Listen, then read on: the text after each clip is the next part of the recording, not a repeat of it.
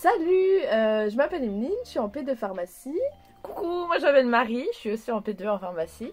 Et on va vous faire un petit topo sur le cours acide-base. C'est parti, ouais.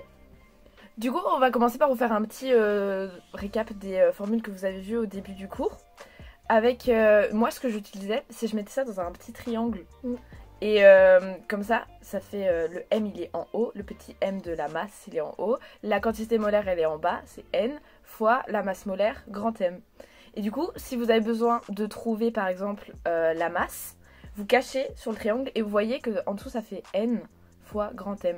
Et du coup c'est la formule qu'il faut appliquer. Pareil, si vous voulez la quantité de matière, vous cachez avec votre doigt sur le triangle le petit N et vous voyez qu'il faut faire petit M sur grand M. Voilà. Et ça marche pareil pour grand M. Du coup c'est hyper pratique. Et il y a ça aussi pour la concentration.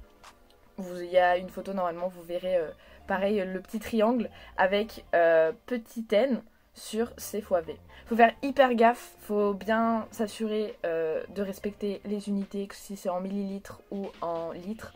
Donc faites hyper gaffe pour la concentration et pour les calculs. Donc du coup maintenant on va passer dans le vif du sujet. La définition d'un acide, classiquement c'est vraiment en fait une espèce qui va pouvoir céder un proton. En gros ça veut dire qu'il va donner un H+. Donc des exemples d'acides, donc on a HCl, HBr, H2SO4.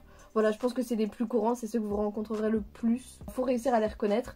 Et dans l'idéal, après, si vous les apprenez par cœur, tant mieux pour vous. Mais sinon, normalement, vous devrez réussir à les reconnaître tout seul, quoi. La définition d'une base, du coup, c'est une espèce qui est capable d'accepter un proton. Et on a couramment NaOH, KOH et CaO2, enfin OH2. Et ça, c'est hyper important de savoir que c'est OH2.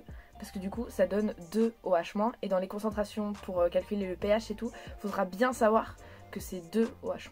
Voilà. Si on prend en fait une réaction acide-base, c'est quoi? C'est une réaction où on a un échange de protons. En gros l'acide il va donner un H+ à sa base conjuguée. Voilà. Donc c'est vraiment le truc, la base de la réaction en fait. Maintenant on va aussi passer à l'espèce amphotère. Une espèce amphotère c'est quoi? C'est une espèce qui peut jouer le rôle d'un acide et d'une base. Genre ça, en gros oui ça va faire les deux quoi. C'est capable de faire les deux dans une solution. Un exemple hyper simple c'est l'eau. L'eau en fait elle peut jouer comme je viens de dire le rôle d'un acide et d'une base. Et du coup ça veut dire qu'elle peut réagir sur elle-même. Et en fait en réagissant sur elle-même elle va donner des ions H3O+, et des ions OH-. Et typiquement pour définir ce caractère spécial amphotère de l'eau, on a ce qu'on appelle le produit ionique de l'eau, qui est la constante Ke, super importante. Du coup c'est la formule, elle va s'afficher juste ici. Et il est égal à 10-14. Comme le produit ionique c'est en fait c'est une multiplication des deux concentrations de H3O+, et de OH-, on peut savoir que quand il y a plus de OH- dans la solution elle sera plus basique. Quand il y a plus d'H3O+, la solution elle sera plus acide. Voilà, ça c'est aussi hyper important à savoir. Parce que en fait quand une espèce elle va se dissocier dans l'eau, enfin quand un acide il va se dissocier dans l'eau, il va donner des ions H3O+, et quand une base elle va se dissocier dans l'eau, elle va donner des ions OH-. Pourquoi c'est hyper important du coup cette constante, ce produit ionique? C'est que la concentration en OH+, elle permet de calculer le pH. Parce que vous savez tous très bien que le pH c'est moins log de la concentration en H3O+.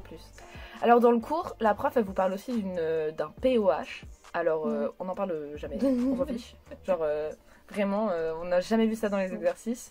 Et je pense qu'elle le dit juste pour dire que ça existe, mais on s'en sert jamais en fait. Aussi, quand vous verrez par exemple, on l'a vu tout à l'heure, les bases, donc elles se dissocient, dans l'eau ça donne OH-. Donc vous avez la concentration en OH-, sauf que pour calculer le pH, vous avez besoin de la concentration en H3O+. Pour ce faire, vous utilisez la constante, donc le produit ionique de l'eau.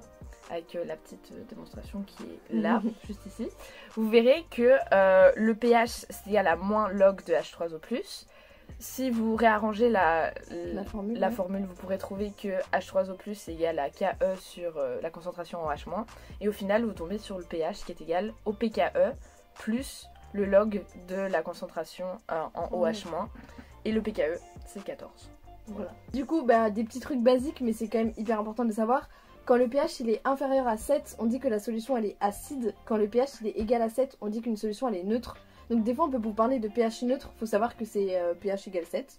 Et à l'inverse, quand le pH il est supérieur à 7, on dit que la solution elle est basique. On va vous parler des couples acide-base. Donc un acide il a sa base conjuguée et réciproquement la base elle a son acide conjugué. L'acide, il est typiquement écrit AH parce qu'il est capable de donner un proton. Et la base, pardon, elle est écrite typiquement A- parce qu'elle est capable de capter un proton. Et il faut savoir que les protons dans l'eau sont toujours sous forme H3O+. Parce que vous pourrez jamais trouver des protons dans l'eau sous forme H+, ils sont toujours sous forme H3O+. C'est vrai, c'est grave important aussi, pour pas s'embrouiller. Pourquoi on vous parle des couples acide-base? Parce qu'en fait chaque couple, il est relié à un pK. Et en fait ce pK, ça va permettre de définir le caractère acide ou basique, justement, des espèces de ce couple. Donc Madame Colin, dans son cours, elle vous donne tous les pK, enfin les pK de plein d'espèces, c'est pas à prendre, vraiment pas. Allez pas vous embêter avec ça sert à rien. Faut juste savoir qu'en fait le pK, il vous sera toujours donné. Faudra juste, à partir du pK, savoir si c'est un acide fort, acide faible, base forte, base faible. Pour ça, comment on fait? On sait que quand le pK il est inférieur à 0, c'est un acide fort. Et que quand le pK il est supérieur à 14, c'est une base forte. Tout ce qui est compris entre 0 et 14, ce sont des acides faibles, bases faibles. Et il faut aussi savoir que les espèces fortes, elles sont associées à des espèces de force nulle. Des espèces nulles, en fait. Et la prof, elle parle dans son cours d'ions indifférents et d'ions spectateurs. En fait, ces espèces nulles, elles sont associées, donc conjuguées à des espèces fortes, ça peut être acide ou base.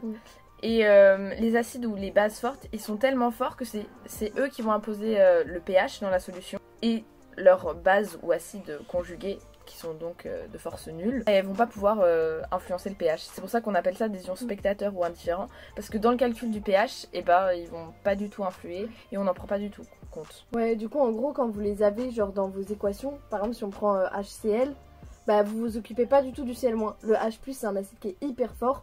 Du coup, le Cl- c'est un ion spectateur pour le coup. Donc, il n'apparaîtra même pas dans la réaction, vous vous en occupez pas. Et on rappelle, H+, se trouve sous forme H3+, en solution. Voilà. Toujours. Pour finir, par rapport au pK, on peut dire que la force d'un acide, elle augmente quand le pK il diminue. Et la force de la base, elle augmente quand le pK, il augmente. Du coup, vous voyez comment calculer les pH pour certaines solutions, et notamment les solutions amphotères, avec des amphotères. Donc une espèce amphotère, c'est quoi? C'est une espèce qui peut être considérée, qui a un caractère acide ou basique. Voilà, elle est les deux. Comme par exemple HCO3-. Et dans le couple H2CO3, HCO3-, c'est la base, mais dans le couple HCO3-, CO3-, c'est l'acide. Voilà. Et du coup, pour calculer le pH, c'est la formule la plus simple. C'est 1/2 de la somme des deux pK. À part les solutions amphotères, vous avez aussi vu les solutions tampons. Les solutions tampons, une solution tampon, c'est quoi? En gros, c'est une solution où vous avez l'acide faible et sa base faible conjuguées dans la même solution en même temps. Voilà. Donc en fait, comme c'est un acide faible, il s'est pas totalement dissocié. Donc il reste un peu d'acide, mais du coup, il s'est aussi transformé en base. Donc il y a les deux dans la solution.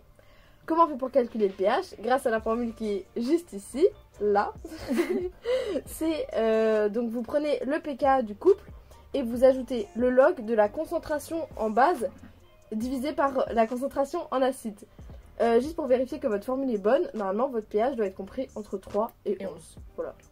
Du coup, dans votre cours, vous avez vu aussi les diagrammes de prédominance. Donc c'est hyper utile en biochimie surtout, vous verrez. Mais voilà, c'est hyper utile en biochimie. Et donc comment on fait un diagramme de prédominance déjà? C'est on trace la droite des pH, ensuite on place le pKa, on place la forme acide vers les valeurs acides de pH, donc vers le 0, donc en fait sur votre diagramme, sur votre feuille ça va être à gauche, et la valeur, la forme basique à droite. Et ce diagramme de prédominance, il va vous permettre de déterminer, en fonction du pH de votre solution, quelle espèce, sous quelle forme en fait votre espèce va être prédominante dans la solution. Donc par exemple, si on prend l'exemple de HCO3-, si on a un pH de 3, et bien on voit que l'espèce majoritaire en solution, c'est H2CO3. Voilà. En vrai, c'est pas compliqué, vraiment, c'est quelque chose qui est assez simple à... Enfin, une fois qu'on a compris, c'est vraiment simple et ça rapporte des points facilement. Et en plus, si vous l'avez compris maintenant, c'est parfait pour la bioche, ça fait ça déjà de fait. De ouf. Et c'est hyper rapide à faire. Genre vraiment, voilà. Une fois que vous aurez le truc, ça va aller vite. Ça va aller tout seul. Pour finir, du coup, on va juste vous parler rapidement des sels. Alors nous, je sais qu'elle avait été super vite dans son cours, Madame Colin, elle avait été passée très vite. Je pense que pour vous aussi, en gros, ce qu'il faut apprendre, je pense, c'est la première règle. La première règle est hyper importante à apprendre. Faut juste, donc c'est que les sels de Na+, K+, et NH4+, sont solubles dans l'eau. Les autres règles, franchement, pour la P1, c'est pas hyper utile. Ne vous embêtez pas trop avec ça. Ça ira si... Enfin, vous pourrez largement faire ça. Voilà. Nous, c'est la seule qui nous avait demandé Ouais. d'apprendre. Donc voilà. Bah, du coup, on espère que ça vous a plu. Ouais, On a fait un bon petit Ouais. topo du cours. Qu'on a été assez clair, que Voilà. vous avez réussi à comprendre des choses que vous n'aviez pas compris en cours. Ou les revoir si vous Ouais. les aviez déjà compris. Mais en tout cas, si on peut vous donner un petit conseil pour la chimie, c'est vraiment entraînez-vous. Faites des cahiers d'exo, des cahiers les d'exo, exercices, refaites-les. l'exercice. L'école, vraiment corrigez-les bien et refaites-les à fond.